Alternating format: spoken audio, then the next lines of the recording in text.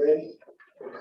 9 o'clock, we'll call the meeting to order. I want to reach out to our Zoom attendees this morning, Regent West, Regent Henson, Regent Bong, good morning to you. Good We miss you. morning. We're here, but we understand. Good morning, Julia McDonald. You're muted. Just gonna Good wait. morning. Is this thunderstorms in Destin? Yes, Right on. it is today. Good. Good morning, Dr. Capps. Good morning, sir. Glad to see you, sir. It's We're nice gonna to see you. call the meeting to order. And normally for committee meetings, we do not do roll call, but because of the Zoom attendees, we understand it's the proper procedure. So I'm gonna call on Secretary Brinkley to call roll. Regent Bale. Present. Regent Ball. Present. Secretary Brinkley is present. Regent Edmonds. Present. Chair Higdon. Present. Regent Henson. Present. Vice Chair McKinney. Vice Chair McKinney. Regent Milliken. Present. Regent Nichols. Regent Spiller. Present. Regent West. Present. Stand by 1 second. They're not on. Okay.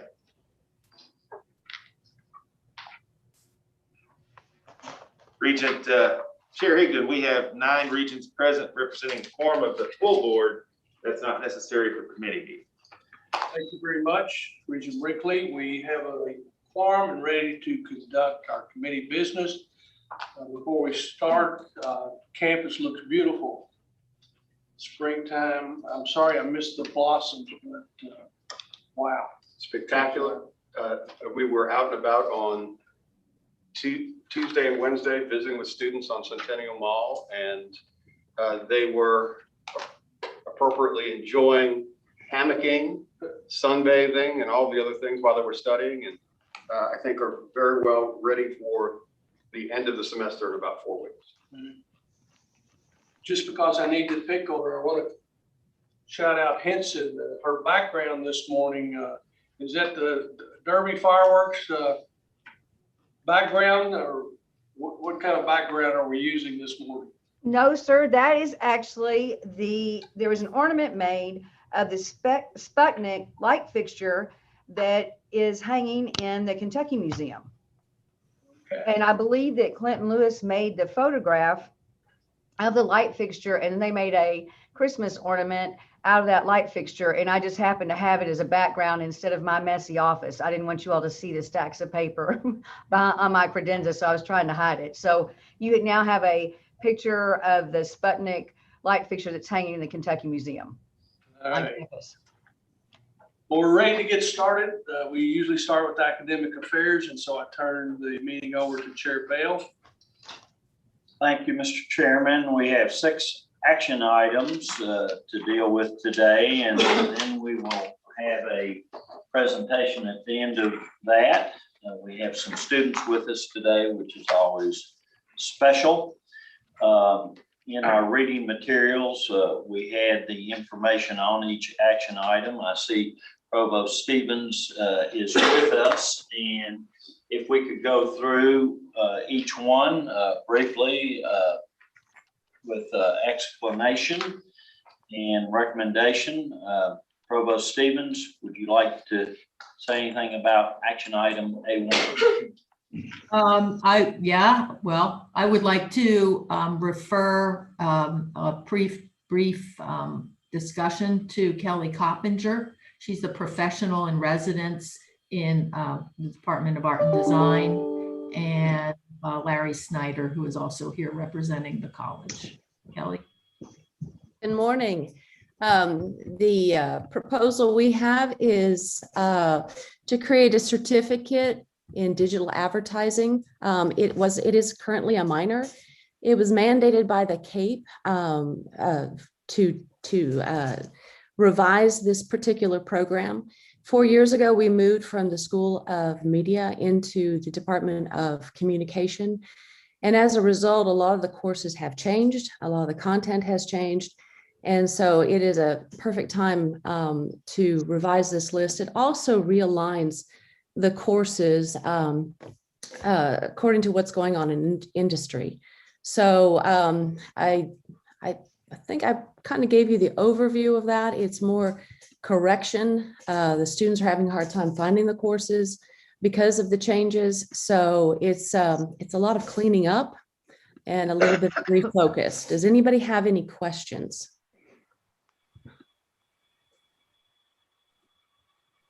Questions? If not, I'll ask for a motion. So moved. Motion to approve action item AA1. Regent Brinkley, do I hear a second? Second. Second from Regent Spiller. All those in favor say aye. Aye. Opposed, like sign. Motion passes. We'll move to action item AA2, approval of strategic communication undergraduate certificate. Okay, this one will be presented by Ken Payne. He's an associate professor in communication, and Larry Snyder. Ken? At the last possible second, I remembered to unmute myself. Sorry. Yes, much like Kelly said, this is a product of 2 units coming together to make something I think is very special and will be very popular, not only on campus, but off campus. As we learn from the pandemic, one thing we need to really focus on, I think across the board, is strategic communication. I mean, even the CDC says that the pandemic was more of a communication issue than a health issue. So I think this certificate coming together with the skills, marketable skills of the public relations program, and then the theory, the research, the why of the communications department, really gives us a great opportunity to put a certificate together that I think will be very popular on campus as students, as more certificates roll out and they're able to stack these certificates into these marketable skills. I think will be very popular, especially when you look at the economy of Kentucky. 99% of our businesses are small businesses. I think a lot of small businesses could really find some value in being able to bring to their employees a little bit more of strategic communication. So it really is a blend of the skills based, how to write, how to do press releases, how to work with the media, along with things like the persuasive piece of how to affect some sort of behavioral change in a target market, get more people to buy the product, get more people to take a vaccination. So I think it'll be very popular both on campus and off campus. And again, very proud of the fact that this is a collaborative certificate that was put together by a brand new unit that was created. So I'm open to any questions you may have. Anyone have any questions? I have one, and this, and nothing against the program whatsoever. I'm just trying to understand some of the new forms. It's been a minute since I was doing on the curriculum committee and doing some of these curriculum workflow forms. And I noticed in the description, it says this certificate is interdisciplinary by design and available to WKU students. But then when I go into the paperwork, it says, will this program be interdisciplinary, like a yes or no checkbox? And it says no. And I just wonder, is that addressing 2 different things, or, and I don't understand the form, or is that just a mistake?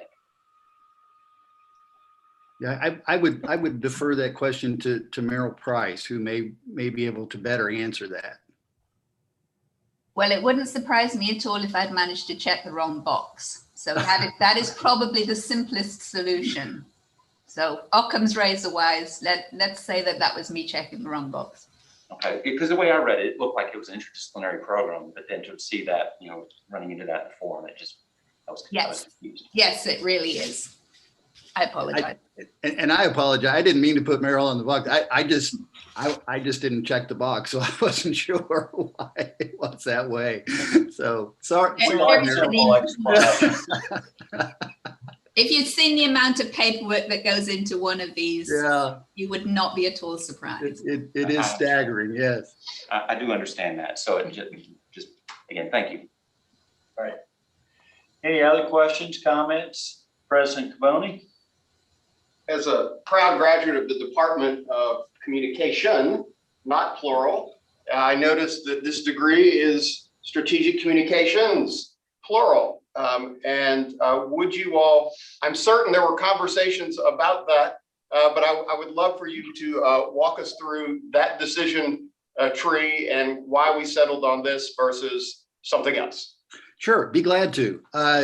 The way we internally have defined communication and communications, communications with the plural is the products that are produced as a result of communication. So the press release, the plan, the background or fact sheet, the working with media, the actual application of communication with an audience. The way the courses fell out as we as a committee put this together tended to lean more toward the application rather than the theory, rather than the research. So as a result, we picked communication, but I'm sorry, communications. I get it myself, but Dr. Capone, you're absolutely right. I mean, there was a robust internal discussion about whether we should go with one or the other, and it fell out that we decided to go with communications, plural. Very good. It's one of the intricacies of the discipline and field of study, and I was certain that they had that conversation, but just wanted to double check and illuminate that for everyone. Thank you. Good. Any other comments, questions? If not, I'll entertain a motion. So moved. Have a motion by Regent Milliken. Here a second. Second. Second by Regent Brinkley. All those in favor say aye. Opposed, like sign. Motion passes. Action item AA3 deals with esports. And Provost Stevens, who Stacy Forsyth will present. She's an assistant professor in the School of Kinesiology, Recreation, and Sport. Hello, good morning. Can you all hear me? I can't get my video started for some reason. It says the host has stopped me, but I am here. Thank you all for your time this morning. We are really excited about this interdisciplinary certificate, undergraduate certificate between the Sport Management Program and the School of Kinesiology, Recreation, and Sport and the College of Health and Human Services and the Department of Marketing in Gordon Ford College of Business. It's a 15-hour certificate with courses in sport management and in marketing. And we are really excited about this opportunity to give our students a chance at an innovative certificate that will position them well in this exploding market of esports. It's very popular courses that are already offered in the programs. We did create a new course, SPM. Oh, here we go. I can start my video now. Hello, sorry about that. We did create a new course, SPM 320, which is esports management, for this certificate that has already been approved and is on the books, and it is already has a lot of students enrolled in the course, which tells us this will be of interest to students across campus. It pairs nicely, or I guess collaborates nicely, with the certificate that was approved a year or so ago in game design. Very different certificates, but I think students will have an interest, could have an interest in both of those certificates. And I could talk for a really long time about this, but I'd be happy to answer any questions. Dr. Patricia Todd, who is also a co-coordinator on the certificate, is here as well. And so she could help answer any questions as well. Brinkley. I've got a question. It's just more of a clarification on our other action items. Under budgetary implications, it's typical that if there are no additional budget resources, it say no additional budget resources requested. In this description under budgetary implications, it says it can be staffed with existing faculty and faculty exists to support. There is no clarification as to whether or not this will take additional budget resources. And I just need some clarification on that.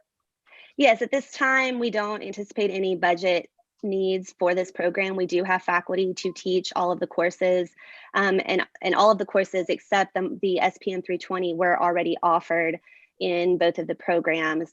Our sport management program is exploding, I guess you could say. So additionally, we in the future hope to get more faculty for our program, but at this time, we actually are hiring in a new faculty member. And so we don't anticipate any budgetary needs at this time. We do hope the program grows. And if it does grow, the certificate and our program, we would hope for additional faculty. But at this time, there are no budgetary needs. Thank you. President Caboni? To Professor Todd and Professor Forsyth, let me congratulate you and congratulate the deans. When we began the comprehensive academic program evaluation, the outcome of that process was making difficult choices about what we would stop doing so we could make interesting choices about what we would begin doing. And I want to say that this is exactly what we had in mind, a new degree program that crosses two colleges, that appeals to a new generation of students and their interests and builds off of a work that we had already begun, certainly on the extracurricular side. Professor Todd is the faculty advisor of our esports teams. We have three different teams, multiple teams, three different games that we play across the country. And we're continuing to grow that with 36 scholarship players, if my count is correct, and three coaches, and are proud that we were the first varsity esports program in the Commonwealth, and we continue to grow that as well. So a good example of why we did what we did 4 years ago. And for some of our newer board members who weren't here pre-pandemic, I know it was a real eye-opening meeting when we had some of the esports team members here. And it was the first time I realized what a big deal this really is, and how important it was for the relationships with these students. It really created a new fraternity of students, which spoke to enrollment, retention, and pretty fascinating, good stuff for the university. So yes, thanks to everyone who has forwarded that effort. Any other comments or questions? If not, I'll call for a motion. So moved. Motion from Regent Brinkley. Second. Second from Regent Milliken. All those in favor say aye. Aye. Opposed, like sign. Motion passes. Brings us to our last certificate request, AA4 for gifted and talented graduate certificate. For this one, Corinne Murphy, Dean of the College of Education and Behavioral Sciences, is here to discuss. Good morning, everyone.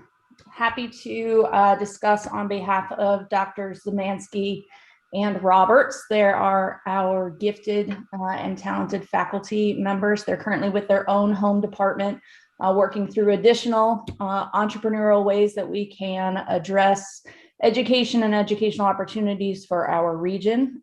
This program is one example.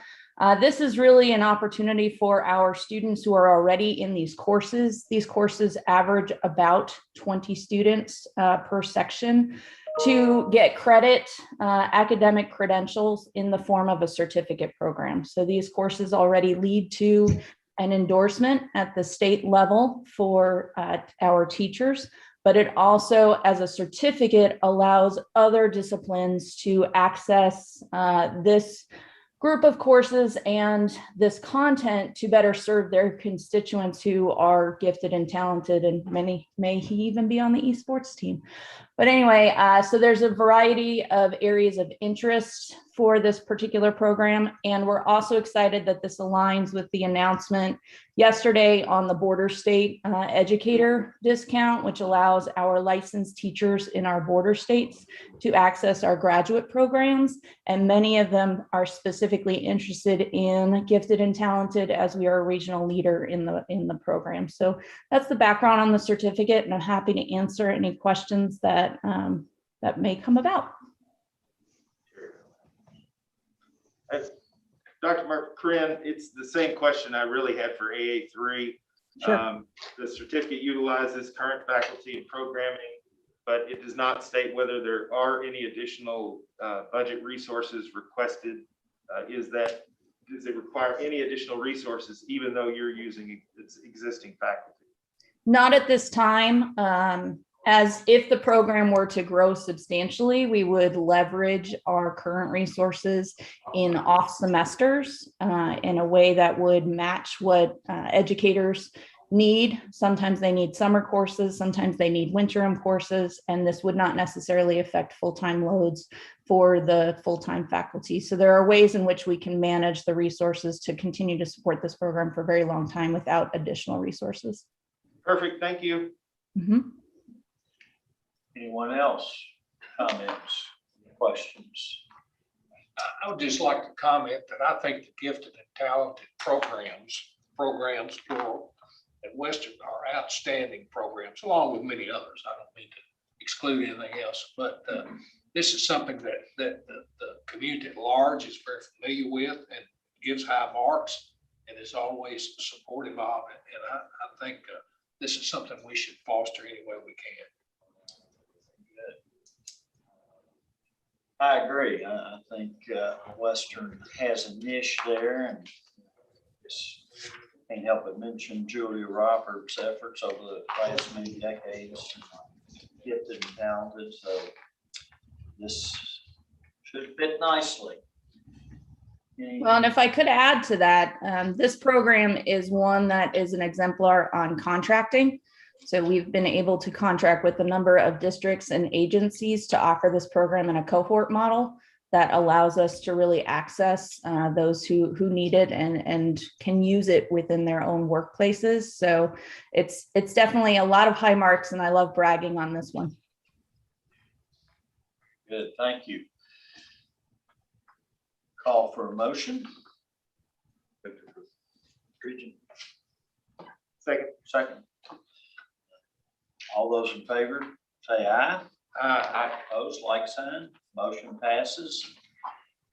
I think those are 4 excellent certificate programs, and they certainly meet the spirit of CAPE, as President Boney mentioned, and position our university well going forward in all these areas. Our next action item, Provost Stevens, concerns a couple of emeriti recommendations. Yes, this morning we have 2. The first is Dr. Larry Bird, who joined WKU in 1969 as an assistant professor of chemistry, and he fully retired in December of 2020 with over 50 years of total service to the university. His most impactful service accomplishments really involved Dr. Bird's development and directing the SPAN dual credit chemistry program for over 30 years. This was a program that served the region. They used it to train teachers to be able to deliver the dual credit courses at a relatively high standard. And it typically had between 15 and 20 schools each year participating, with hundreds of students annually benefiting from those dual credit courses. He also taught a variety of courses in general chemistry and biochemistry during his time at WKU. He has co-written textbooks, instructor's guides, and laboratory manuals primarily focused on organic, general, and biochemistry courses for the health professions. In recognition of these efforts, he received the Osgood College Faculty Teaching Award. The second nominee recommendation is for Mr. Jonathan Jeffries. He was a professor in library special collections.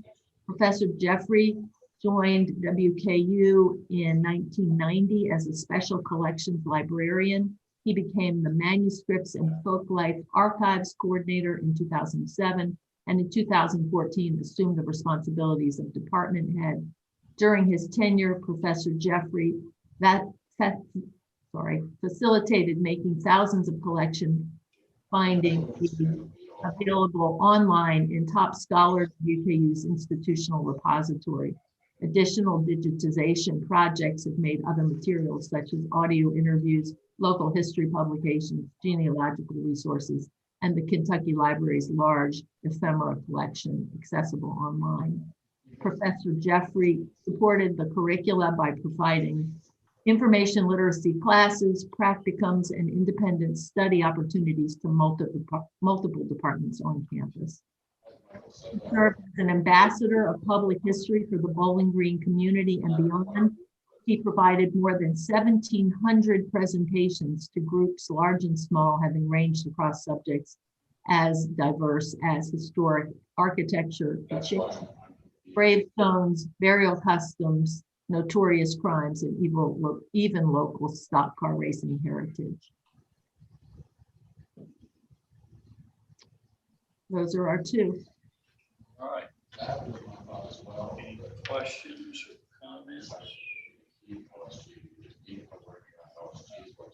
I will say, as having chaired this committee for much of the last 8 years, this is one of my favorite actions that we get to take. And when you look at Western Kentucky University and what separates it from many other universities, both in our state and outside, it's the faculty and the relationships that they have with our students.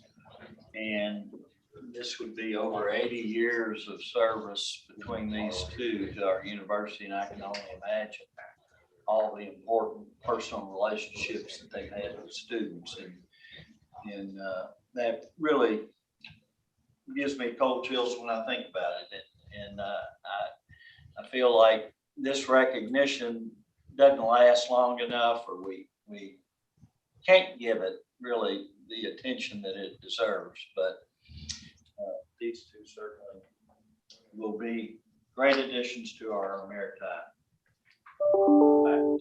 So with that, I will call for a motion. Here's a second. Second, Regent Brinkley, and all those in favor say aye. Opposed? Motion passes. Our last action item concerns the Department of Philosophy and Religion.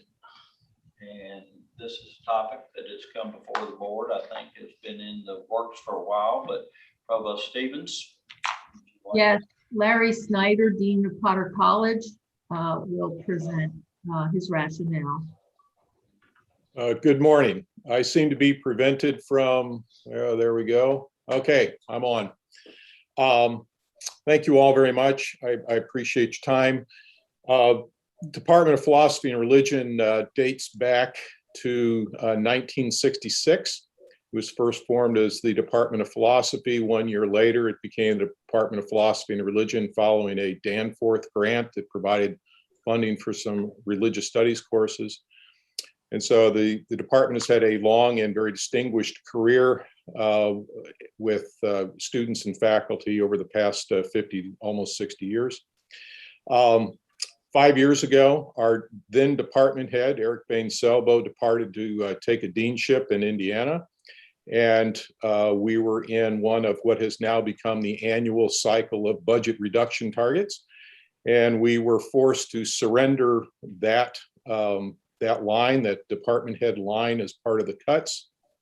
Since that time, we have had a series of interim department heads for 1, 2, 3, 4. This is the 4th year of interim department heads.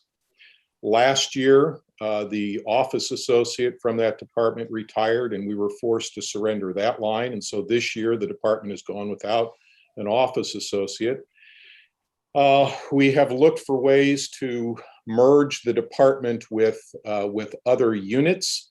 And in November, the faculty met and decided unanimously, which incidentally may be the first time in 60 years that department was unanimous about anything. But they agreed to split the department, with the Faculty of Religious Studies going to the History Department the faculty in philosophy going to political science. Both history and political science then were contacted, met, agreed to receive those two faculties. And effective July 1, the plan is for those departments to receive the faculties in religious studies and philosophy, and the current department will cease to exist. This has been a cost-saving measure. There will not be any additional cost savings immediately, except that we will not be searching for a new department head or an office associate in the future.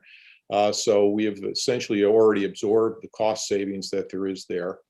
The programs will continue to be offered. We have majors in religion, philosophy, and Asian religions and cultures.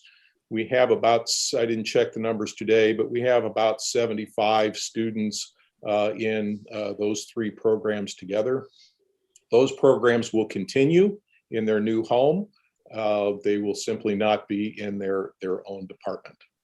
I will say that this has been a very difficult process and decision for me. One of my last acts as dean is going to be to dissolve my home department. And this is a very difficult thing for me to do and for the faculty. But given the current situation, this seems to be the best course of action. I'm happy to answer any questions you might have. Questions, comments? Well, in a world where unanimity is a rare thing, I'm glad to know that you all were able to reach that consensus then. So I'll entertain a motion. So moved. This is just committee members right now, Garrett. So need one from a committee member. Okay. Motion from Regent Spiller. Second from Regent Brinkley. Any further discussion, comments? If not, all those in favor say aye. Aye. Opposed, like sign. Motion passes. Thank you. You see, Regent Nichols has joined us just in time for a treat, and that involves having some students with us today, George, who are going to give a presentation in their film studies program. We have 4 Kentuckians, Kentucky students from all over the state, and Freddie Straub is the producer, and he will lead us off. The other students are Caleb Gillian, who is the director, Addison Bednar, production designer, and Carter Ford, who is the director of photography. So with that, Freddie, I will turn it over to you. Awesome. Well, hi, everyone. I'm Freddie Straub. As he said, this is Addison Bednar, Carter Ford, and Caleb Gillian, and we had the pleasure of creating the film called Cactus. It's a wonderful little film that we made with WKU Film. And it was actually one of over 40 films that we produced this year alone.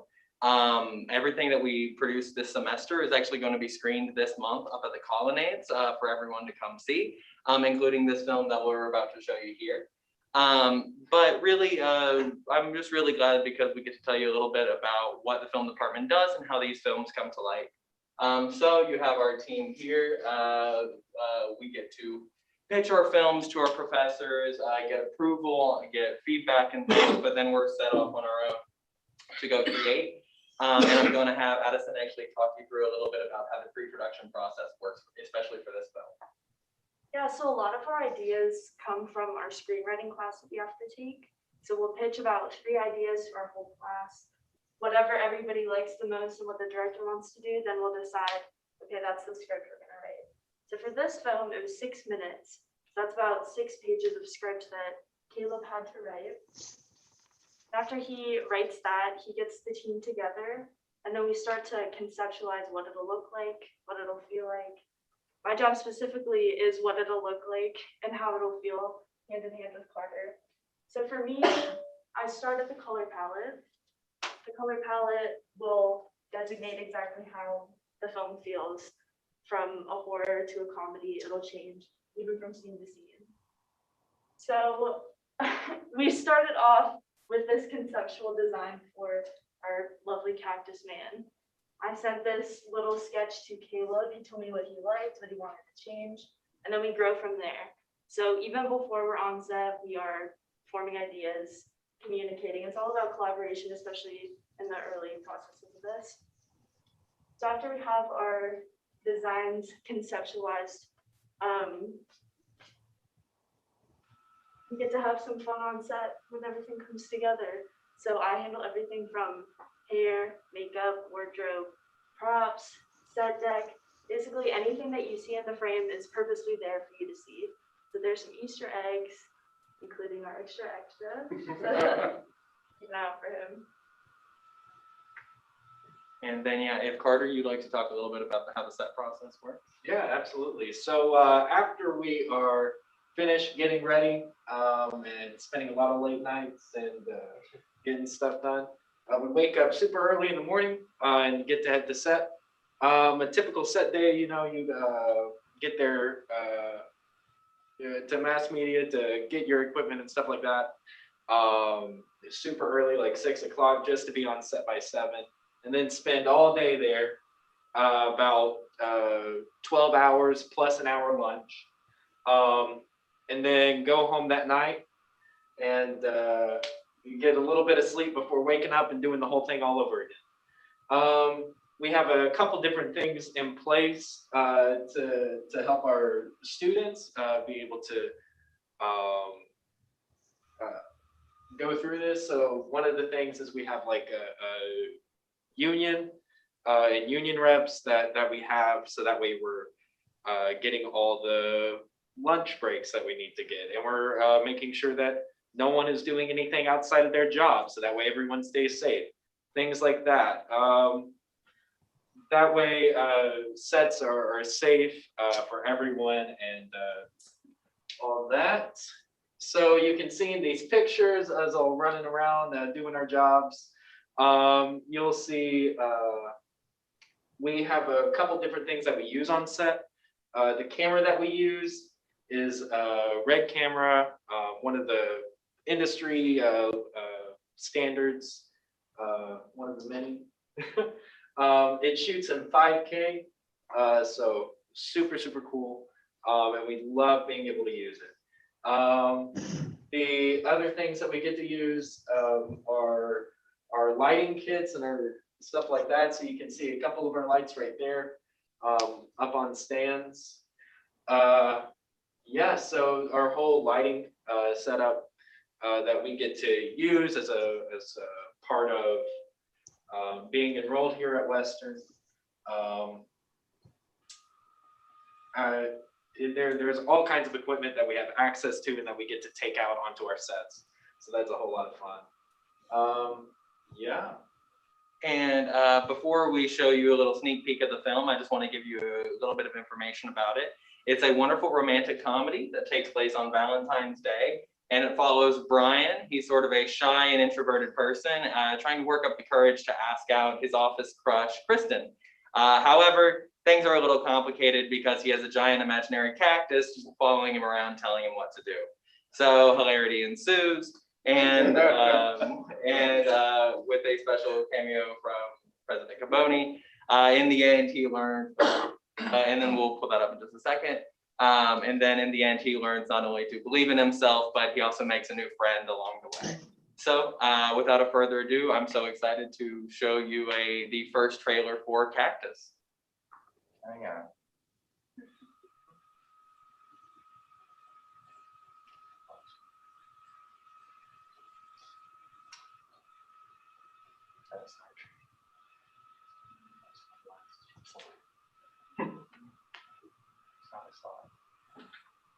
Hang on a minute. You keep talking. Oh yeah, yeah. So I keep going. The WKU Film Department, we really appreciate being invited here today. WKU Film, we really strive to not only work with the community. We got a lot of things donated for this film. The t-shirts you saw us wearing, those photos, those were donated by Design Tees downtown. We got our lunches, a lot of our sets and props were donated as well. And we're incredibly thankful that Donald Smith and the foundation helped us with our funding, as well as the Alumni Association. They allowed us to shoot in their offices. So really, this is a WKU film, probably the most WKU of the WKU films that I've gotten to make. And especially because President Capote's in it. And did you have a question? I just wanted to make a comment, now that it seems like we're ready, I'll hold that until after this screening. Oh, awesome. And without further ado, the first trailer of Cactus.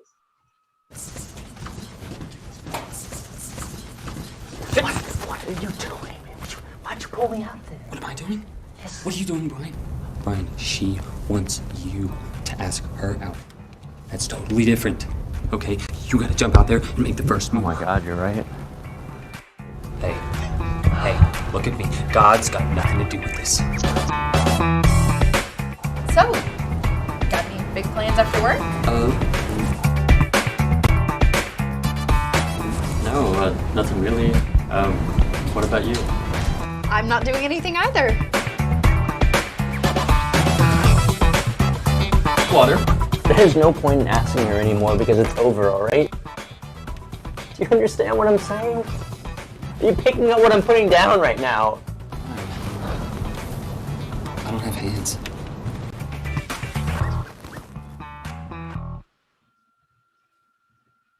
And yeah, that's their first little peek at Cactus. And if you'd like to see the full film, it'll be screening on April 24th up at the Colonnades.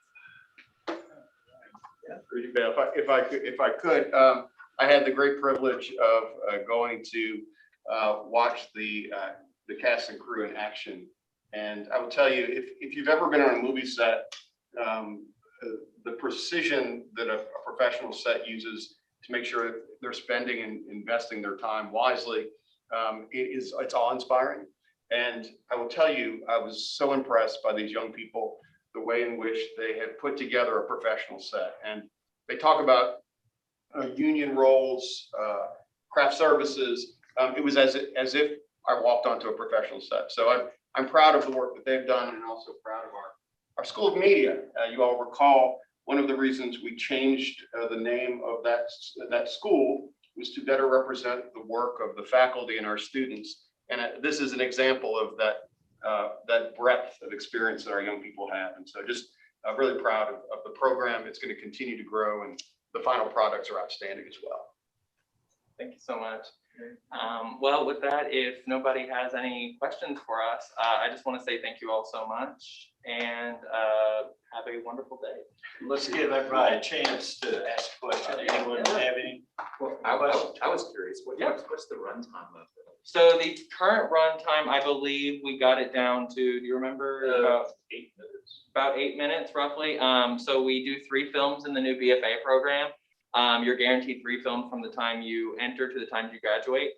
So your very first film, your P1 as we call it, that's roughly it's about a 3-page script, so it should be about 3 to 5 minutes. Then the second one is a 6-page script, so about 6 to 8. And then all of us are currently prepping to pitch our thesis films, which are going to be about 12 to 15 minutes long. So when you talked about all the help that you had, various people putting together things for you, what kind of budget did you actually get to spend to do this? So all of these projects are, it's the students who raise the funding for them themselves. Like I said, the College Heights Foundation helped us out and donated a little bit. But a lot of it is just from friends and family, local businesses and donations, and again, just getting things donated.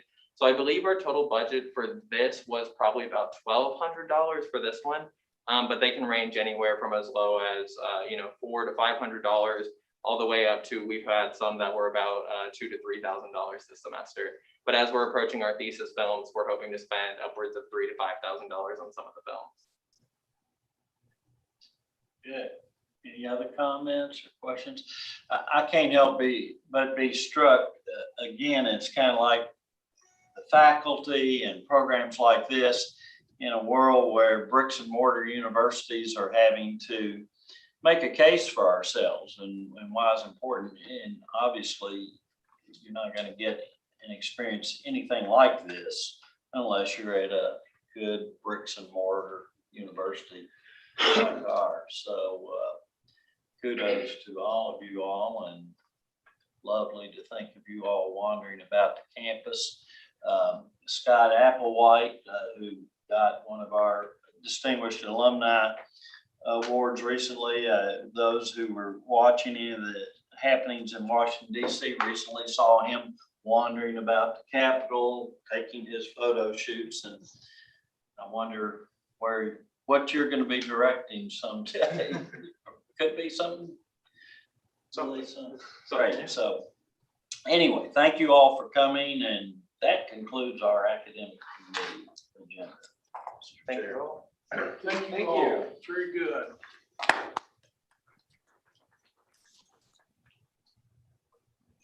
That concludes academic affairs. Regent Nichols has joined us for purposes of our attendance record. We next move to finance and budget. Regent Ball will chair that meeting this morning. Regent Ball. Yes, I'm filling in for Jason McKinney today, and we have 3 items. First being FB1, approval of third quarter budget. I don't know if Susan, did you survive your second vaccine? Are you in the room? I did. Okay. Thank you. Good. Took a few Advil, I'm all here, so hopefully I don't fall asleep during the presentation, but thank you, Linda. So, if you don't mind, Jeff, bringing up the slideshow. So the first agenda item is the third quarter financial report.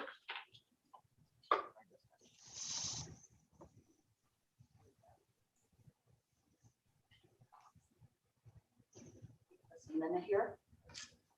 Okay, so I think what's really important, as we promised the board many months ago, we were going to use our new budgeting software to get the antiquated financial report into a budget software, which I think is not only better, but gives us a lot of opportunities. As I told someone this morning, we're at like the tip of the iceberg of what we can do with this software.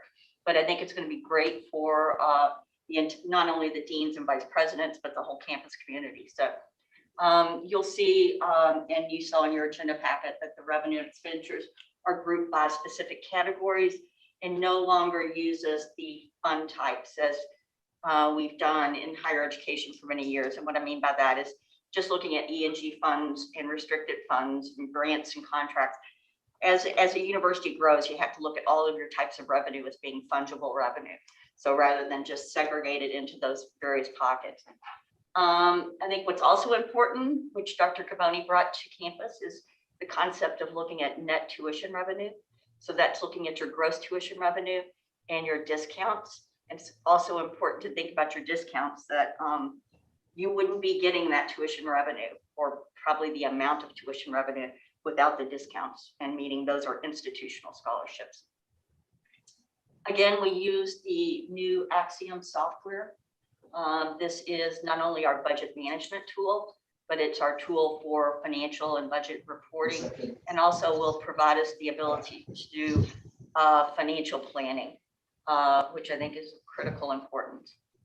And then while we're not going to share the interactive tool with you here today, this tool can actually allow you to drill down into each category to get granular information, which is really, really important for the deans and vice presidents. So for example, you can look at a category of travel, and then you can drill down into that category and see how much in-state travel, how much out-of-state travel, international travel, so on and so forth. So it's really, really a very, very cool tool for us numbers kind of nerds. So this is just a kind of a snapshot of the report on the revenue side. So you'll see it's still there in the budget versus actual for the 2 years and the percent of budget. But as I said, if you actually go into the software itself, you can actually drill down into those various categories and see what makes them up. And it drills down, as I was telling someone the other day, We could have done that in the banner system, that is our official GL system, but it would take you like days and days to get that information. So if Dr. Caponi was to ask me, well, Susan, what makes up the institutional financial assistance? I could have said, well, I'll get that for you, but it's probably going to be a couple of days. With this tool, you can actually online go right into that category and drill down. So just some highlights. First off, I'd like to say, I think given the year that we've been in, this financial report is remarkable for campus. So our tuition and fees, I mean, who would have ever thought this time last year? But our tuition and fees for this year are actually tracking 106% over budget, or that's 6.6 million over our actual budget for tuition revenue. State appropriation, which is another piece of good news. We had planned for a 10% mid-year reduction in state appropriation. That did not come to pass. So we're actually tracking to our original budget. Grants and contracts are tracking slightly higher than prior years. And that really is all about the bulk of the CARES funding coming to campus. Other revenue, that's down. You'll find in other revenue, there's categories like your athletic revenue, which of course you would expect to be down. It's down about 50%. It's tracking 50% the budget, but actually it's about 3 million over last year for this quarter. Looking at the expenditure side, this is such great news for campus, and I just can't overstate that. If you just look at the bottom line, total expenses are tracking 25 million below the prior year. And this is just a testament to the good work that the entire campus has done. It's been a very difficult year. We put hiring freezes, or I like to say hiring frost. There was not actually no hiring going on, but we really, really scrutinized hiring. We didn't do traveling, and we really cut back on expenditures. So the two folks sitting behind me, Becca Russell and Christy Smith, actually had the great task of looking at every expenditure that came across and opening up pro cards. And so it's been, it's been a difficult year for everyone, but I knew we could do this, and we've shown that we can do it by the remarkable 25 million below the prior year. Okay, So thank you. Linda, that's all I have on agenda item 1. Okay, thank you, Susan. Any questions or discussions? Hey, Linda, I just wanted to comment that I commend Susan and the team, especially Rebecca, for the work in putting in the new system. It'd be great for us to have more and better information to make informed decisions. And it's always a thrill. We had a call with them. It's always a thrill to see someone as passionate as Rebecca is about new toys. So that was fun as well. So glad that they were able to put this in and help us as we make decisions in the future. Absolutely. So if there are no more questions, I'll call for a motion. So moved. Second. Was that George? Thank you. Second. Second, Brinkley. Okay, all those in favor? Aye. Motion passes. Our next action item is FB2, approval of personnel actions. Back to you, Susan. So these are pretty standard personnel actions that we have every quarter. Your actual personnel actions for our faculty and staff are from January 1 through March 14th. And your additional payments are from January 1 through February 28th. The remainder of the personnel actions and the one-time payments you'll see at the final board meeting for the year. So Linda, that's all I have on that item. Okay, any questions on that? Okay, in that case, I will call for a motion. So moved. Thank you, George. Second. Second. Thank you, David. All in favor? Aye. Okay, FB2 passes. Our third and final item would be approval to transfer reserve funds for the transit fleet renewal. So this item, I'm going to turn it over if we can get Jennifer Tugas up. Dr. Tugas is our AVP for business services. And she's also very, very involved with running the parking and transportation department. So her expertise, I think, will serve us well to go through this agenda item. So Jennifer, when you'd like to take over, I'll move the screen. Thank you. Appreciate your time this morning. We are kind of renewing our efforts to update our fleet and maintain our transit fleet. These were put on pause. These efforts were put on pause when COVID. We were literally ready to move forward with the RFP process or to award a bid last March, and then last March happened. So this is a continuation of a phased plan to renew our campus fleet. And the strategy that we're using is to rehabilitate existing equipment. And so the refurbishment of one last model year 2005 bus, which will give us expected use of 10 to 12 years. And then purchase 2 refurbished buses to replace 2 model year 1999 buses that we have that we use as part of our fleet. And those are reserve buses, so that when we have a bus that needs to go to the shop, we have another bus that can jump on the line. Using refurbished buses or refurbished existing buses does a couple of things for us. One, it saves us money. It costs about half of what it would cost us if we wanted to replace a bus with a new vehicle. New vehicles are running $400,000 plus. And it's also sustainable because we're not sending the bus to the graveyard, so to speak. Like I said, we are expecting 10 years of service from the refurbished buses, so it's a very economical way of maintaining our fleet. We're also requesting to replace a light duty ADA minivan. It's a Dodge minivan that we've had for 8 years, and running on a campus start and stop is pretty rough on a light duty vehicle. And we've been having mechanical issues with it. So we're also requesting to replace it. Our current reserve balance is about $925,000, and we're requesting $580,000 transfer to give us the authority and the funds to move forward with this in the next fiscal year.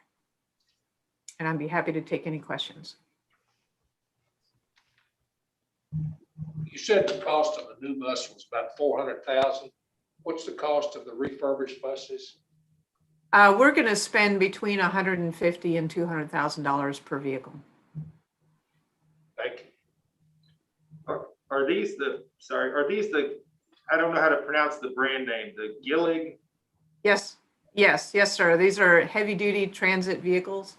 Sorry, Jennifer, I looked this up just out of curiosity. This is a company that is known for its longevity and service. It's been around since 1890. It celebrated its 125th anniversary in 2015. It was big in the World War II effort. It's an all-American made product. And what's interesting about it is they claim the reputation for the longest, they have a huge parts inventory. They brag about their fleet service length. So seeing that that's the brand, I just was curious because I saw that on the back of a bus the other day and I thought I would look it up. It seems like a great option. Thank you. Yes, they have been a very, very good vendor to work with.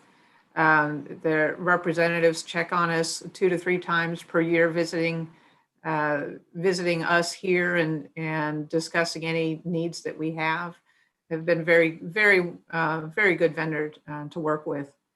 And we've had good success. I believe we have 5 refurbished vehicles in our fleet right now. We have refurbished 4 of the 2005 model year 2005, 2006 year buses already. And one of the buses, we did purchase a refurbished bus as part of our renewal process in the past. So we've had good success with this strategy. Regent Ball, if I could make a comment. Kudos to our transportation folks and Jennifer in particular. These buses are not just impressive mechanical pieces of equipment. they are also an important part of brand elevation for the university. And so as the buses make their way through and around our community, it's just a reminder of how intertwined we are with Bowling Green. And we'll continue to have opportunities to work even more closely, I think, with the city's transportation department and perhaps get that brand spread even farther from campus. But kudos to the team. And as we're refurbishing, I think it also provides us an opportunity to do a little bit of brand refresh as well with the vehicles. So. I think this is great. A great plan, makes sense to me. But just curious, how many buses do we have? We have 12 buses in our fleet. During peak times, we will have 8 of them on the road, and we will rotate those, throughout to try and even the mileage out. But our peak demand, peak service in the fall will be 8 buses on the road. Okay, thank you. Our ridership has been lower this year, obviously, with less students on campus, but we're still averaging 10 to 11 passengers per hour for the spring semester, which has been strong for the transit industry as a whole. We're really expecting that the changes that we've made for the spring semester and preparing for the first year village being fully open, we've rerouted the service for this spring, and it's been very popular with the students, and we'll be able to scale that up for the fall semester. Really looking forward to having the students back on campus in the fall. And as nice as it's been to have open parking lots this year, I think it's going to be a little bit of a shock to our system to see those parking lots full and see the buses full again. But we're certainly looking forward to that. Great. Thank you. Okay, thank you, Jennifer. Any additional questions? I just wanted to add one other thing. It's just something I saw this morning. Professionalism of your staff as they drive these buses through a campus that is populated by students and faculty who are all looking at their phones as they cross roads. Watching them stop short and let people cross right in front of them. And just, I can't imagine driving and doing that all day. I just continue to be impressed. And again, I just watched an accident avoidance thing this morning that I was impressed with once again. So thank you to your staff on that. Thank you for that compliment. I will pass it along. Okay, if there's no additional discussion, I'll call for a motion. So moved. Second. All right, thank you. All in favor? Aye. Okay, FB3 passes, and we have one additional item, which is an information item on budget development update. Susan? Sure. So as you can imagine, budget development for fiscal year 22 is in full swing now. And as a matter of fact, we're really starting to really get into the granular details of balancing a lot of the smaller activities. So just wanted to give the committee a glance first into the timeline of what the operating budget development looks like, again, us being on our second year of the new budget model development. So I want to say that says, we're hiding some of the dates. Okay, there you go. So November through December of last year, that's when our budget governance committees went into full work, and we started our budget hearings. So the support units, and I want to remind everybody, when I say support units, this is at the level of vice presidents, and those are the ones that the budget executive committee through the OAC will hear request at the vice presidential level. And it really is at the discretion of the vice president as to how he or she reaches out to their various directors or units to obtain requests. I would think that most vice presidents know their organization pretty well and will where the needs exist, but this is up to the vice president. And so what those requests, they first come through the operating allocation committee, and then the operation allocation committee actually rank orders those recommendations and forwards those to the budget executive committee in December. Also in this time period, this is relatively new for campus. It's absolute importance in a incentive-based budget model that the revenue targets are set as early as possible so that the deans know what their revenue targets are so that they can start working with the enrollment management office to make sure that they're meeting those targets. And so that work began in the November, December timeline. In a non-incentive based budget model, you're actually looking at that work happening in the spring. So I'm pushing everyone hard to even maybe look at starting that work for like September, October. And then the primary unit budget discussions, those would be your primary academic units, begin their work of budget request with the provost and deans. Moving on to January of this year. So the primary unit budget requests are made through the deans and provost, and these recommendations then go to the BEC. And at that time frame, also the state budget discussions began. In February, the BEC met and reviewed all of these budget requests from the support units and through the provost and the academic unit. So March and April timeframe, that's when the BEC really does a lot of work to decide on what their actual budget recommendation will be up through senior leadership. And that was finalized and submitted to senior leadership around the March 23rd timeline. The budget detail work, as I say, continues to go on. And so also during this time frame, the CBE is developing tuition caps, and the state budget was approved by the governor. In early May, we'll be conducting small budget workshops with the regents. We started this last year, where it will be like maybe the president and myself meeting with 2 regents at a time, 1 to 2 regents at a time. We'll begin to get those scheduled. May through early June, we'll continue the monitoring of enrollment and other revenue and expenditure forecast. And the budget will come to this to the full regents in the June meeting. So just a little bit on the revenues. So as far as state appropriations, the mandated programs, that would be your Gatton Academy and the Mesonet, they have remained flat. And the good news is that the performance pool for 2022 was 17.3 million. And our distribution was about 1.4 million, or 2% of our budget. Susan, how much is that compared to last year? Last year, we received about 780,000. So that 780,000 was built into our budget permanently during the budget session. This additional 1.4 is on top of that. And as far as percentage-wise, as if you look at percent of state appropriation, WKU ranked very well with the other institutions as far as distribution. CPE will make their tuition and fee cap recommendation at their full board meeting on April 16th. The current discussion, I know with the president's group, with the CBOs, that's the chief budget officers, and their finance committee, is they're looking at giving maximum flexibility to the institutions across the state. Another decision point for us on the tuition fees side of the budget is the distance education fee.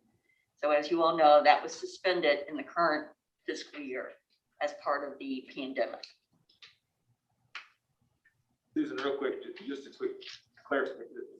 We also did not approve what could have been a 2% tuition hike. Yes. So not only were those fees suspended, we did not approve a tuition hike in the last budget. So that's just to be clear. On the expenditure side, of course, fixed costs, there's a reason why they're called fixed, is they are going to be there whether we apply funds to them or not. And so the BEC's recommendation up through senior leadership includes funding for some specific fixed cost and contractual increases. And again, that's under current review by senior leadership. The KERS contribution rate, they finally did make some movement on that. The good news is while the rate is increasing from the 49.5% up to the 75, almost 76%, is that the General Assembly is subsidizing that increase in the first year. What they'll do is they'll start gradually getting rid of that subsidy over multiple years. Another decision point for us that the BEC has addressed is salary adjustments for our faculty and staff on campus. So again, that will be a decision point to make in the upcoming budget.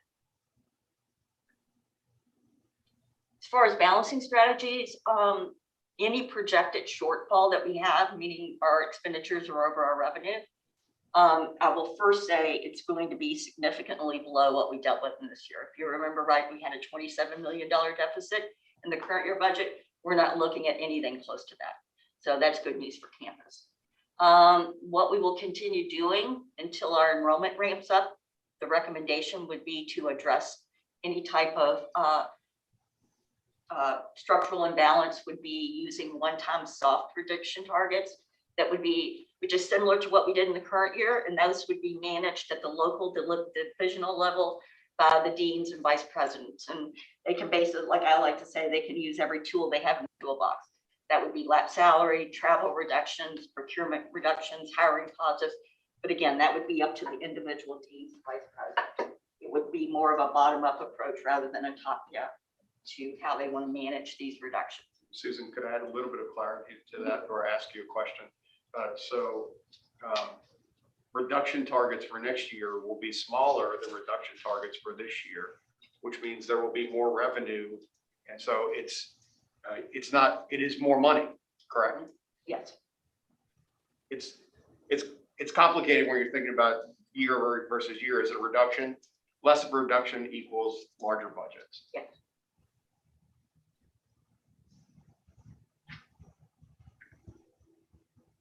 And that is, that's all I have on the actual update for the fiscal year 22 budget.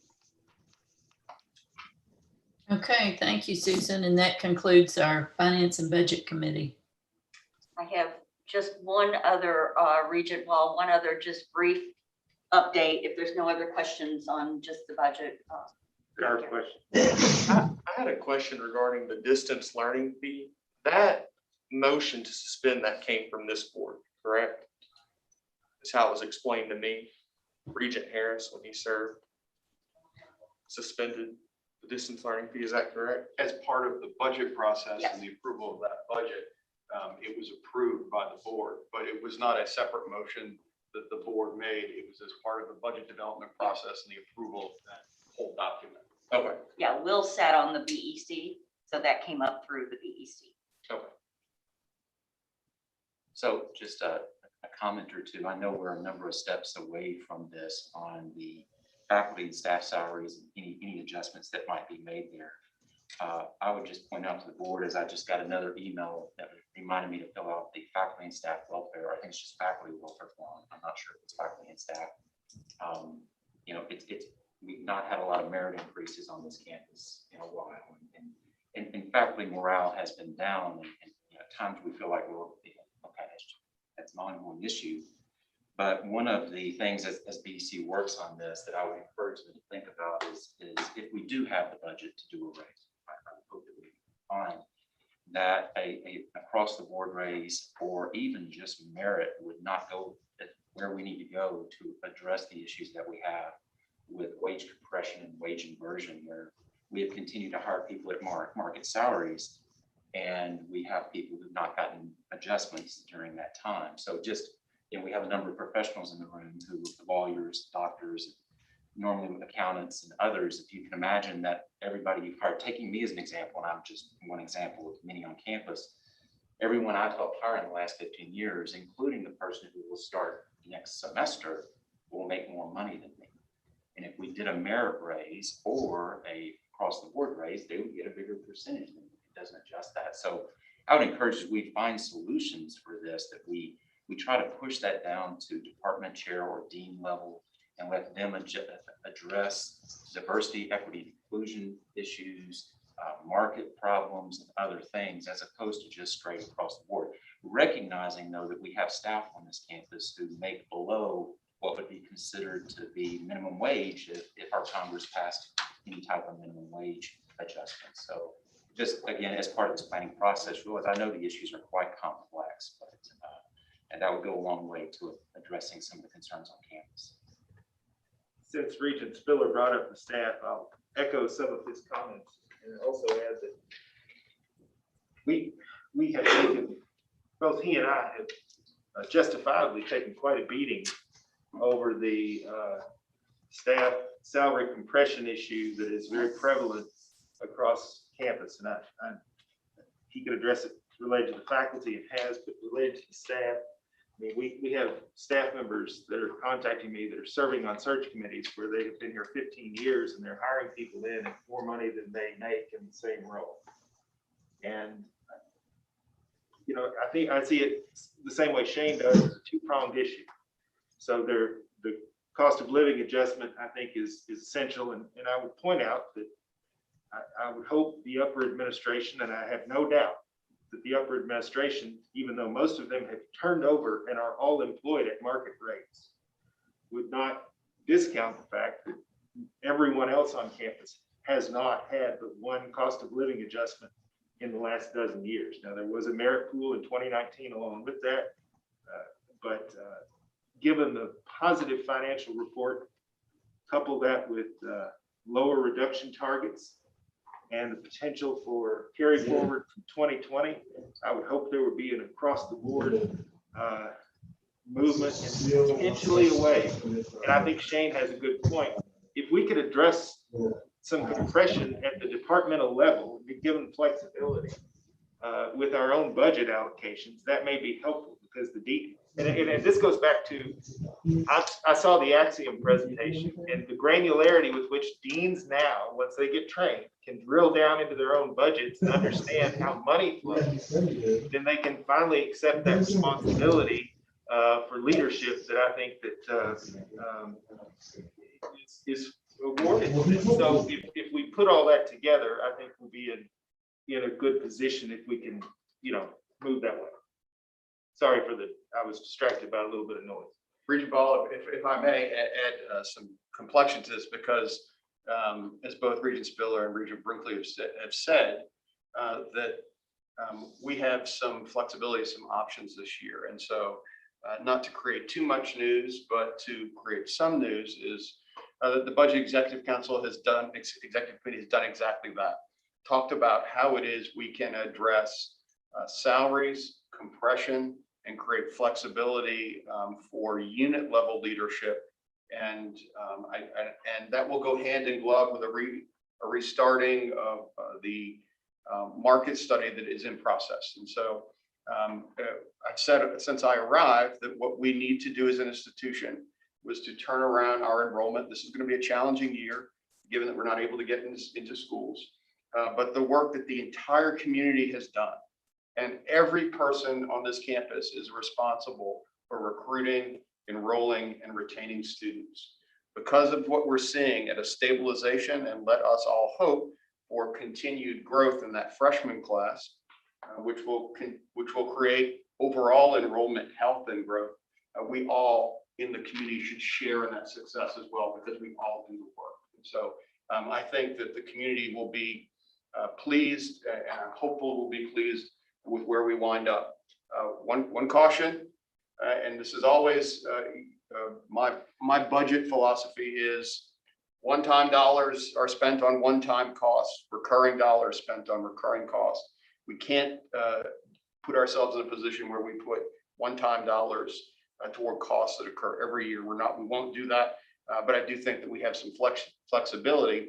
And I'll point this out. You heard Dean Snyder talk about this notion of a line, meaning that someone is in a position, and when they are not in that position, the position still exists. And at some point, we put someone else into that position. I would argue that is a pretty antiquated way of thinking about how budgets work. It's commonplace at universities, but we are moving away from that. Meaning, how much money do I have? On what do I need to spend that money? And can I change the color of that money? So you heard David talk about being able to make shifts and allocations within a subunit. If I don't need to spend all this money on operating, but I have a lot of it, why in the world couldn't I take it from this budget and move it over to a personnel line? Well, because that's not the way the system was built so many years ago, but we're getting finally to a place where the unit leadership and decanal and vice presidential leadership can make those kinds of decisions about their budgets as they lead their organization. So we're in a really, really exciting place, particularly for folks who get excited about budgets and budget software, right, Rebecca? Well, the budget's not my wheelhouse, but the same effort and success that allowed us to retroactively go back and reestablish or give back the 10% cuts that people had gives me hope that some of these concerns that Regent Pillar have brought to us today can be addressed in a positive fashion going forward. So again, looking at the budget and the reduction in costs that you all have affected is quite something, it seems to me, and hopefully we can achieve some of these goals.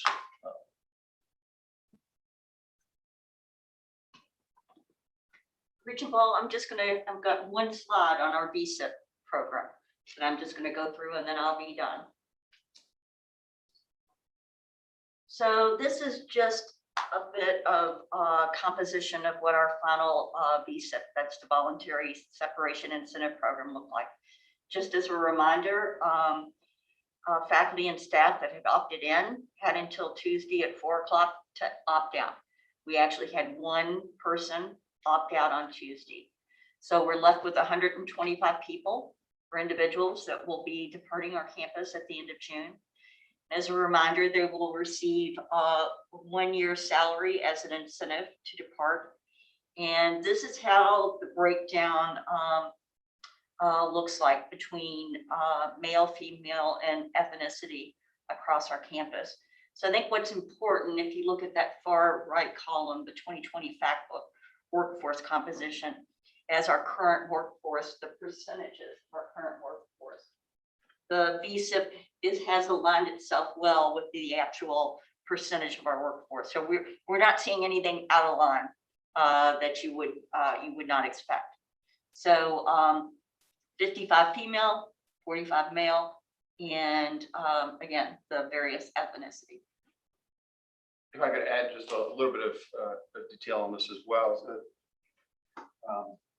when you think about the number of folks who've contributed to the university, I want to pause and say thank you. And we're going to have a lot of opportunity to celebrate individuals who've been instrumental in the success of WKU during the past decades. You don't do a voluntary separation program for a cost saving purpose though, because there are not really cost savings in the first year because you create vacancies, but you have to pay folks for that year. But what it does create for the institution is flexibility and options to think about how we organize ourselves. And so as we work through, and we don't have the final numbers yet from the state and pension systems and some other work that will become clear, but vice presidents and deans know who in their areas will be departing. But that means that if we think differently about the way in which our organizations are comprised, and it gives us a chance to rethink, reimagine, and reinvent those organizations. And so you've heard me use the example of faculty not being flexible resources, right? We can't take a faculty member in history and move that faculty member to teach a course in business. It just doesn't work that way. And so this also creates a strategic opportunity for our academic leadership, the provost and some of our staff areas as well, to think about where it is we're investing, where those dollars are spent, and we'll take the next really year to do that work, I think. And it's going to be an important, exciting time. At the same time, the number of folks that are leaving is not insignificant, and so we'll find critical needs that must be met for the institution and make sure that we're addressing those. And again, in terms of change management, this is really one of the last parts of that process. Could you provide for the board some clarity? I know we talk about gender and ethnicity here, but what's the faculty staff breakdown of that? I'm apologizing, I'm stumbling a little bit, but it's around 70, I want to say 73 staff and 53 or 52 faculty. Depending on who withdrew, right? Yes, Yeah. so, Okay. yes. So a larger number of staff than faculty.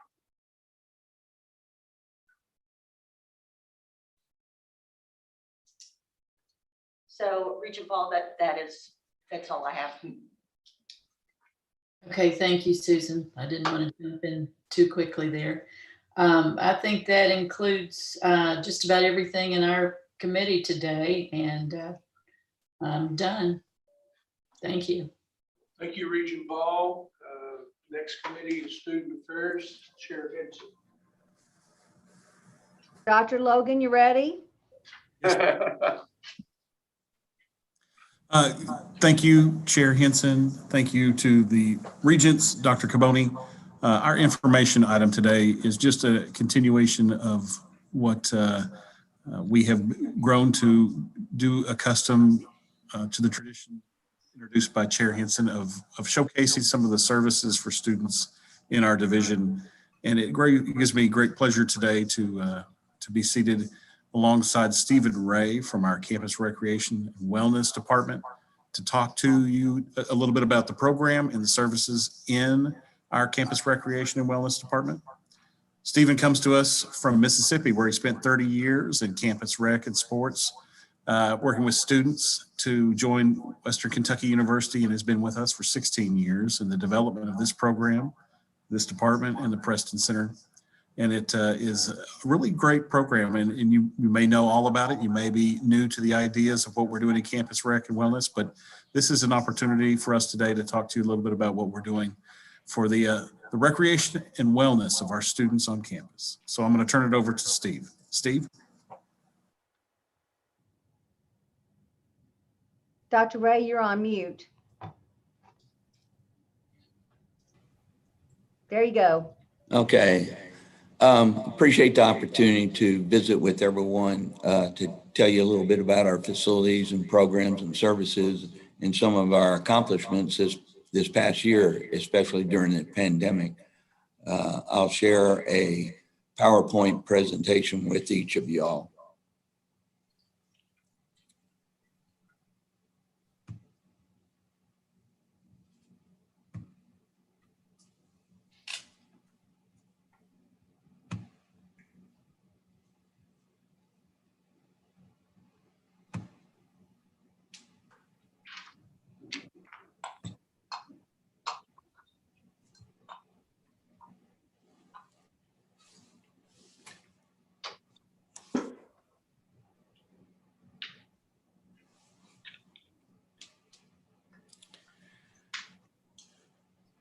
Is everyone connected to the PowerPoint?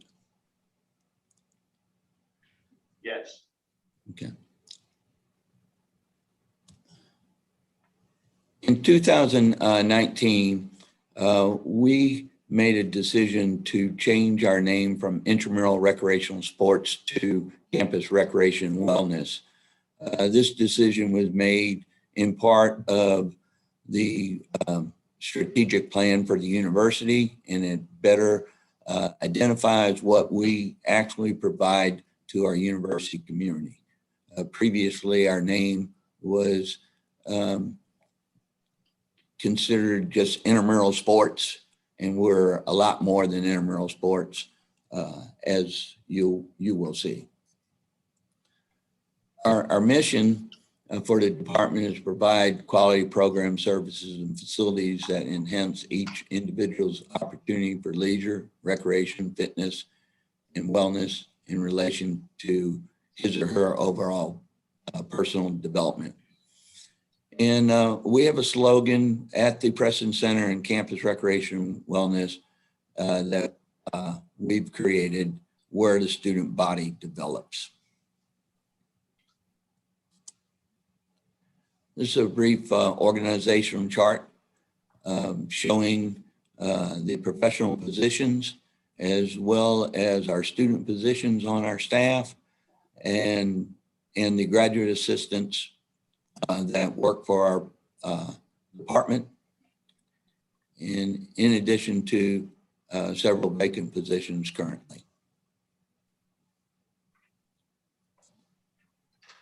And this is a Photoshop of our staff.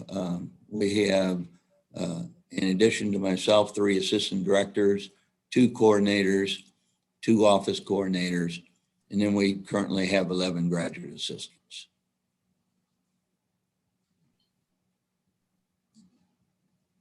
In 1992, the Raymond B. Preston Health and Activity Center was built on campus and opened.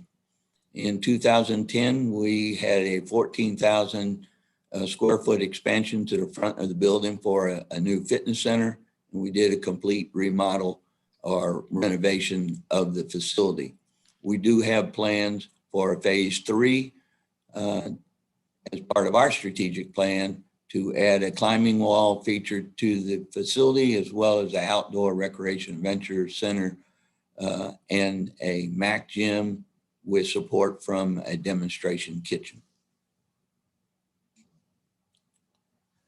Some of the areas of our facility, as you can see, we have a walking track, 7/7 of a mile walking track. We have 6 gymnasium courts. We have an auditorium. We have a dance studio, and we have our fitness center, which are all in the Preston Center.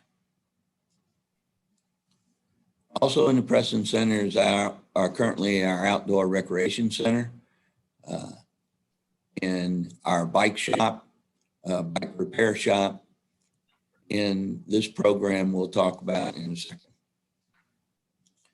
Also in the facility is our health and fitness lab, where we provide opportunities for fitness assessment, and we do have massage therapy. The Hattie L. Preston Intramural Sports Complex is about 1.25 miles away from the campus on South Campus. All our intramural sports and sports club activities are held at the complex. We do rent the facility out to both campus organizations and for the community, and we have hosted many state, regional, and national softball tournaments and flag football tournaments. Also out at the Intramural Sports Complex, we have a great partnership with the athletic department, where we took some of our acreage and we partnered in establishing the WKU tennis courts. Those are used by our intercollegiate tennis team, our sports clubs team, and our intramural programs. We also partnered with the athletic department to assist in locating the Philip Hatchett indoor golf facility out at the complex. A great partnership here with our men's and women's golf team. We do have the capabilities of our sports club golf team using the facility upon request. And in the future, academic classes may also have a possibility of using this facility during inclement weather. Out at the Ag Farm, we have the WKU Challenge course. We have both a high and low ropes course. This program was supported by a partnership with the Department of Agriculture and the Department of Kinesiology Recreational Sports. Funding was through a grant and support through the College of Health and Human Services, as well as the Provost's office. And this area provides opportunities for team building for our student groups on campus. We have academic classes, and we also work with the community to bring groups out for training. We have a 6-hole disc golf course on campus. Currently, the course is closed. This is we'll relocate the course because the freshman village is taking part in some of the area of our disc golf course. Upon the completion of the freshman village, we'll redesign our course so students will have that access to them in the fall. We have great partnership with Graves Gilbert Clinic, which is located at our health service building. This facility also houses the Communication Sciences and Disorders Clinic. It also houses 3 of our programs: Health Education and Promotion, Hilltopper Nutrition, and our Student Wellness Initiative through WellU. Those offices are at the Health Services building. Our various programs that we offer to our students, faculty, and staff through aquatics. We have lap swimming, swim lessons, lifeguard certifications, fitness. We have a group exercise program, health fitness lab, personal training, health education promotion, competitive sports. Our outdoor recreation program is involving with our challenge course, equipment rentals, adventure trips, bike shop, and as I mentioned, student wellness and Hilltopper Nutrition, as well as the facility informal recreation programs. Many of the services that we provide to our patrons are free equipment checkout for informal recreation and outdoor recreation. We have a tile service and a day lockers. We also rent the facility out to campus organizations as well as community organizations. We have group exercise classes. Our health education and promotion program, we provide HIV testing. We have a grocery bingo program that partners with Meyer.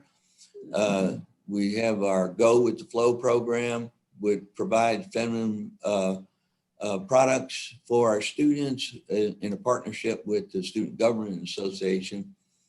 Stall Street Journal is a health promotion, which we work with Housing and Resident Life in putting up information in all the restrooms in the resident halls as well as buildings on campus.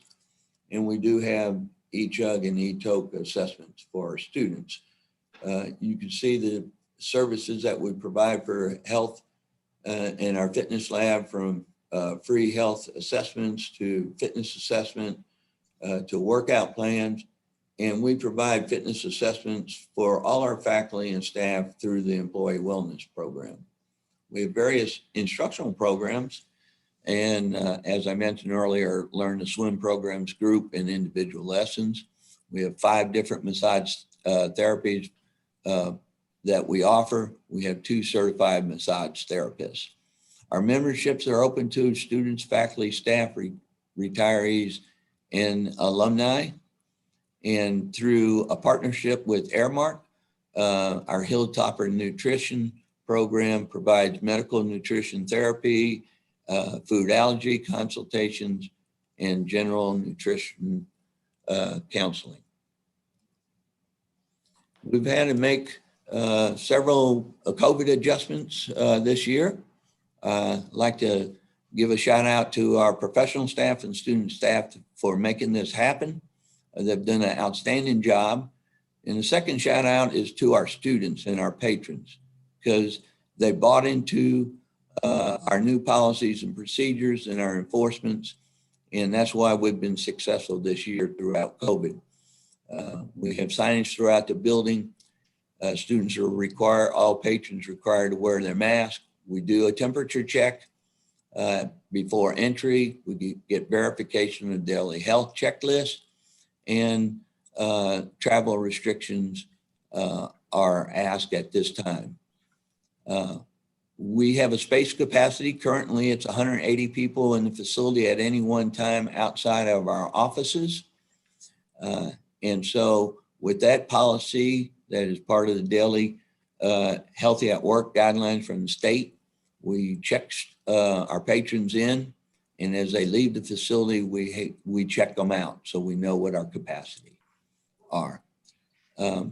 There's two examples. The one on the left is our blue court. It's a gymnasium, multi-purpose gymnasium court that we have used in the past, but because of COVID requirements, we've taken half the equipment out of our fitness center and put it on the blue courts.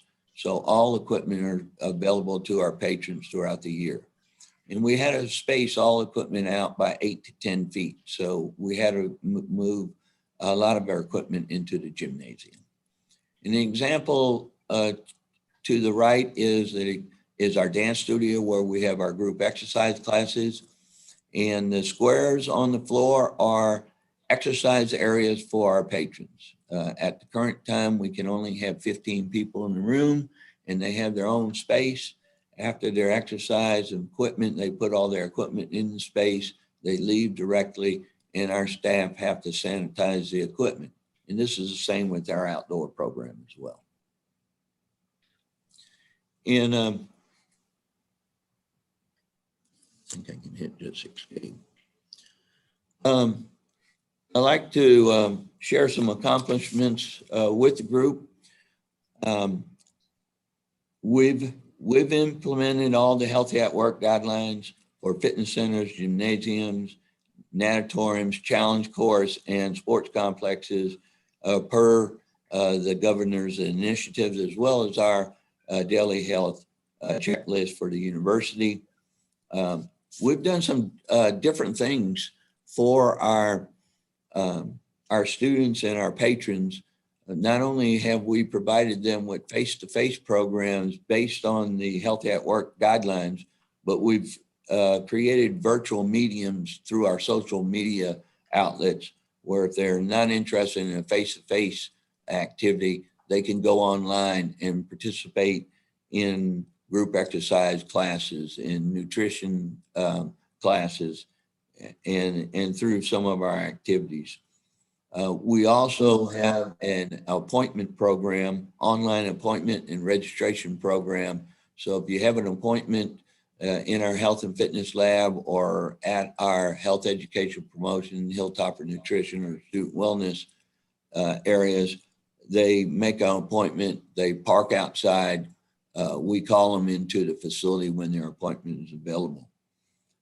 We've had a great partnership with the academic affairs, the dance program. Because of the space capacity restrictions, we have hosted all the dance programs in our facility on one of our courts. It's been a great partnership and it's been very successful for us and as well as the dance program.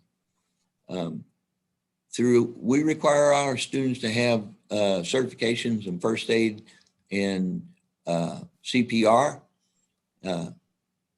American Red Cross provided a outstanding online instructor certification program this year that we felt was very, very successful for a student and very good learning app that we use to train all our students. For our group exercise instructors, the American Council of Exercise did a similar online instructor certification program that we utilize for our group exercise instructors. And we've had many partnerships this year because of COVID, and we'll continue those partnerships. One was with the Student Dietetic Association on campus through Hilltopper Nutrition. We provided 100 healthy sack lunches to Hotel Inc. this year. This weekend, we are having a wilderness responder and first aid certification course for those students interested in outdoor education. We have 25 students who will be going through that certification process this weekend. Of course, I mentioned about our faculty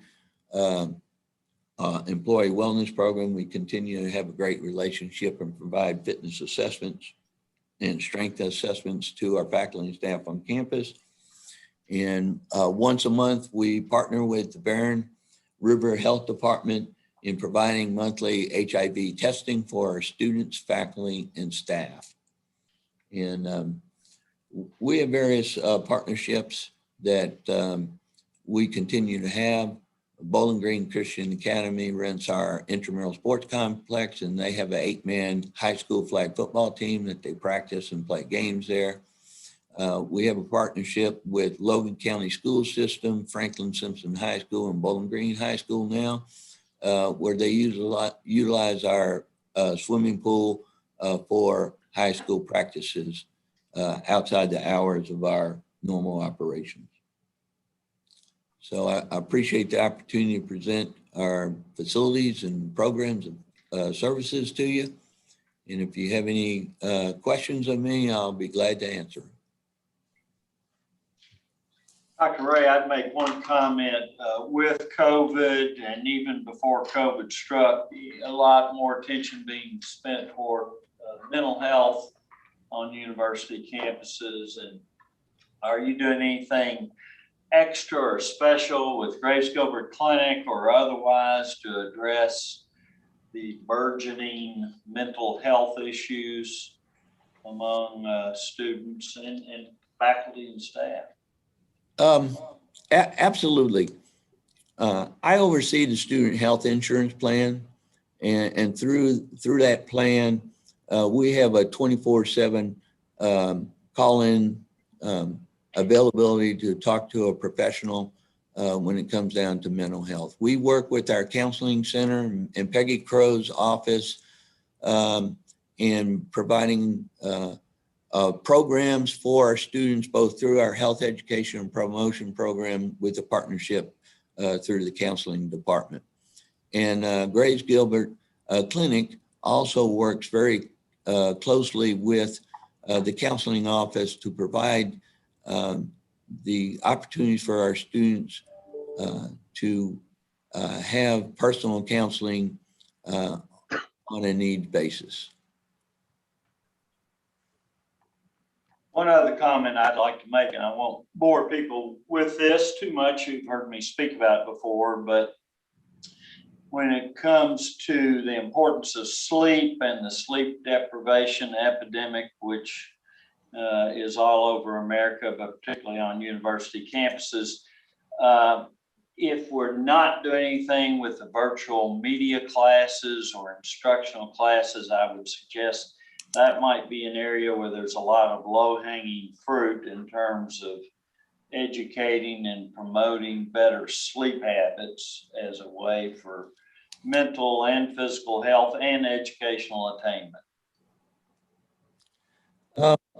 We do have a, through health education and promotion, we do have an educational session each semester involving healthy lifestyles on campus. That is one program that we do offer to our students during each semester.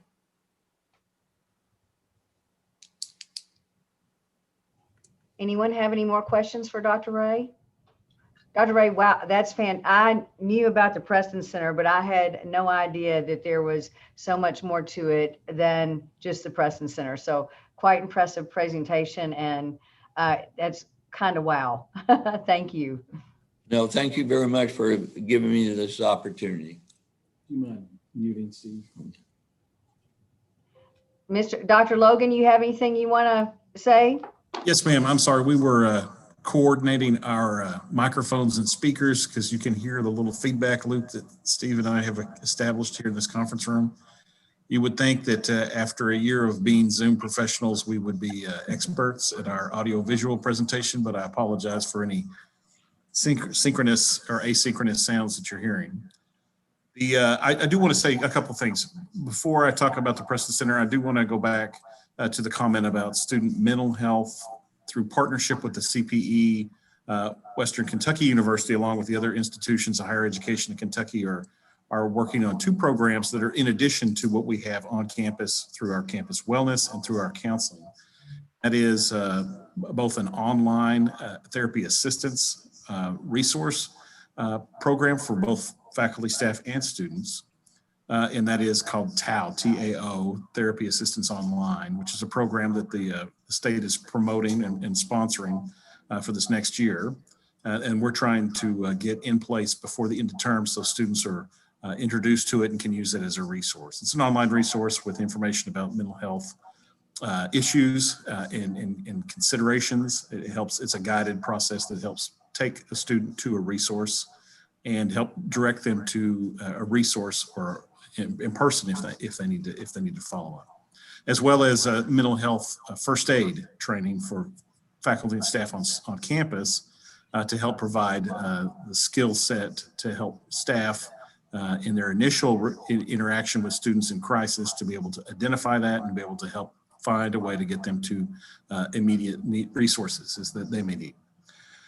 But back to campus recreation and wellness, I would like to really highlight this program this year overall, just because of the additional challenges that they had, in addition to our Healthy on the Hill guidelines, the additional challenges that were put in place for gymnasiums and recreational areas that they had to also adhere to as well, in the way that they adapted to that and the way that they were able to continue to provide their programming with the additional challenges and restrictions in place is commendable. This is a staff that is predominantly student and graduate assistant, more so than professional staff. And so it's also a learning laboratory for these students, especially these graduate students who are seeking degrees in recreation and sports, exercise, kinesiology, etc. And so this is a great learning laboratory as well as a functional unit of recreation and wellness for our students on campus.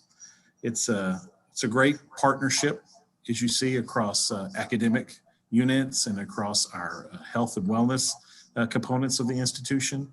And it has truly benefited from the leadership of Stephen Ray and his team over the last 16 years in the cultivation of what is our current campus recreation and wellness center today. And I wanted to recognize Steve particularly for his leadership and contributions, as he will be retiring at the end of this year. And we're very happy that he has this opportunity, but we truly appreciate his contribution to our Western community today. So thank you, Steve. Does anyone have any questions for Dr. Logan? Chair Higdon, that's all for our report from Student Affairs. Thank you. Thank you, Regent Henson. Take a short poll of the board. We got 2 sections left, executive committee and in a short executive session. If you want to take a break now, we will have to break as we clear the room for executive session. Everybody make it through the next section. Executive section. Okay, I'm hearing nods, yes. We'll move now to the executive committee. Regents Bell, Henson, and myself are available, so we have a quorum. Regent McKinney is not available for today.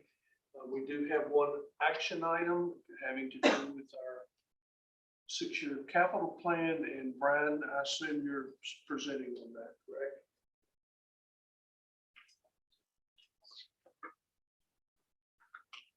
Good morning. Good morning. It's nice to be in person.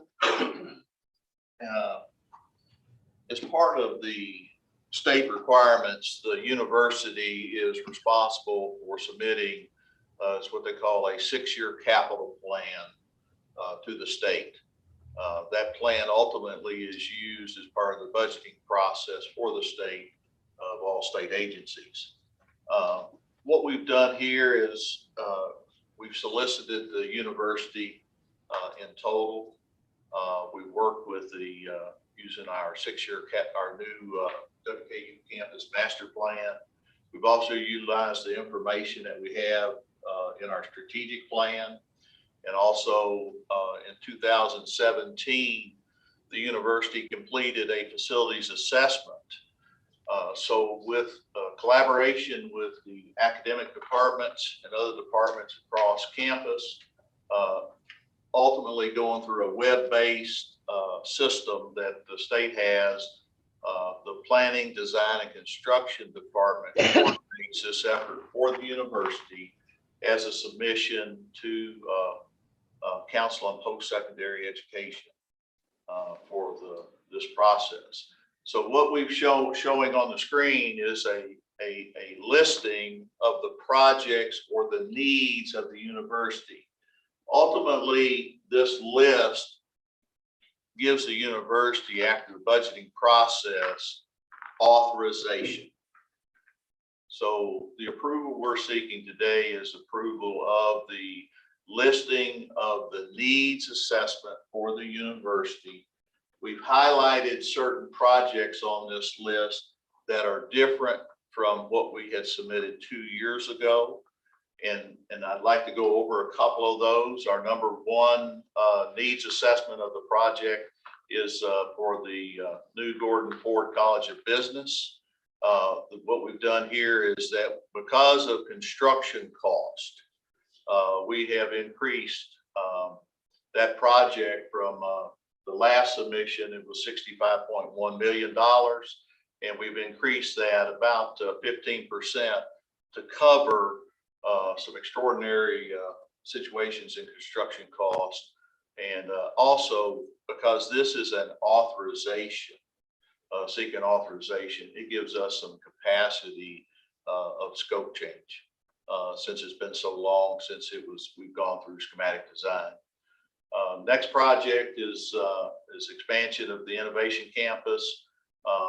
Right now that's being managed by Bruce Schulte. And that project is, they submitted and are having conversations about how to fund it. So there's some grant money, they're seeking some grant funds.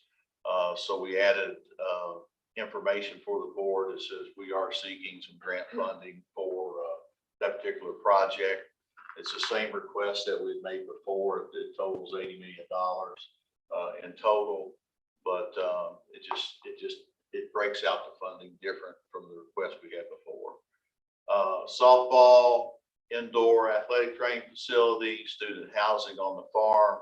Those three projects, we've adjusted the cost on those projects. Those are all privately requested funding projects. And Jeff, if you could scroll down toward the bottom.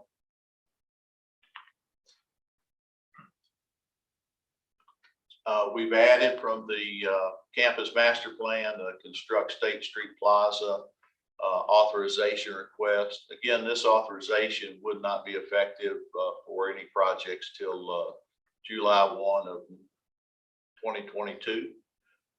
And then we have an agency bond request. This is construct a parking structure project on campus. We'd like to keep that on our project list. We typically run that, but we've moved it from restricted funds to an agency bond fund request.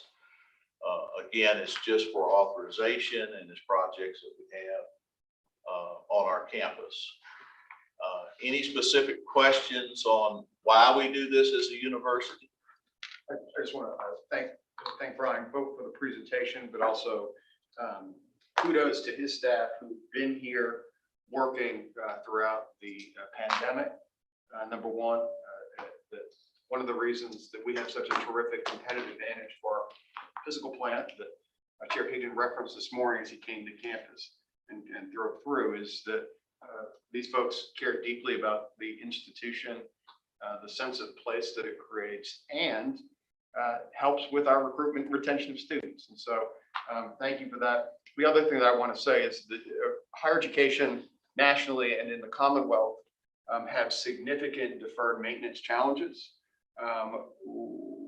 You see many of the things listed on here are addressing aging facilities that have to be renovated, remediated, and taken care of. And unfortunately, as a state, we've not had the resources to invest in state facilities. And so we've done much of that for our own budget, but I'm hopeful that the state sees its way toward investing in higher education facilities in the next biennial budget. So we'll continue to press on that. It's a significant challenge for our campus. As much as everyone gets excited about new facilities, it is just as critical that we address facilities that are pre-existing. Enlighten me, if you will. What is this category of private funds? That's a category where it will be privately funded through donations. Gifts. Yes, Things of yes, that sir. nature. That's what it implies, but I just wasn't sure. Guthrie Tower is an example, was a private donation and a gift. The Chandler Chapel on our campus was a private donation and gift. A lot of the things that you see on our athletic fields are private gifts, projects. We still have to have authorization for any project that's built on state property. So we do add these types of things onto our list so that everybody is well aware of things. They had completed a master plan, athletics has. So we also look at their master plan and add projects to this list that keep us current, because it's a needs assessment. And that's what this is, really helps the state project out for all agencies. What do we see out in the next 6 years? Again, it's authorization. Thank you for that explanation. Mr. Chair, I move for approval of the 6-year capital plan as presented. We have a motion from Regent Bell. Your second, I second. Oops. who'd my second come from? Julie Henson. I gotta get her in. Okay, thank you, Julia. We have a motion and a second. Any other questions or comments from anyone? Hearing none, I'll call the vote. All in favor of approval, aye. Aye. Opposed, like sign, passes unanimous. Thank you. Thank you, Brian. Thank you for the job your folks do. Mr. Chair, I now move that the board go into closed session as provided in KRS 61.1810 for the following discussion. Discussion of proposed or pending litigation against or on behalf of the university. Have a motion by Regent Bell for executive session. Do I hear a second? Second. Seconded. Any other question, comment? All in favor, aye. Opposed, like sign. We're now moving to executive session. Timeline, Andrea,